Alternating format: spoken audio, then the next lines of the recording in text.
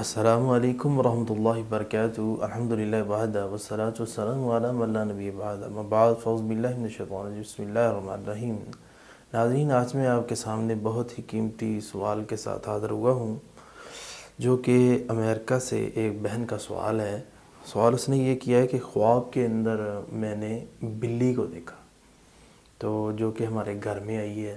اس کی تعبیر کیا ہے؟ ناظرین، یہ بات ذہن نشین کر لیں کہ جو بلی ہے نا، جب یہ خواب کے اندر آ جائے تو اول تو خواب پوچھنے ہی نہیں چاہیے، خواب کو ضائع کر دینا چاہیے، کیونکہ بلی کی جتنی تعبیریں ہیں وہ نقصان کی طرف ہیں۔ چوری، کیونکہ بلی کا سٹائل، چیزیں، یہ سب چوری کے ساتھ مواصل رکھتی ہیں، اور اسی طرح نقصان، اور اسی طرح بلی خواب کے اندر دیکھنا جادو کی بھی علامت ہوتی ہے۔ اسی طرح بلی خواب کے اندر دیکھنا بندے کے آنے والے وقت کے اندر مسائل، پریشانیوں کا سامنا کرنے کی طرف بھی اشارہ ہوتا ہے۔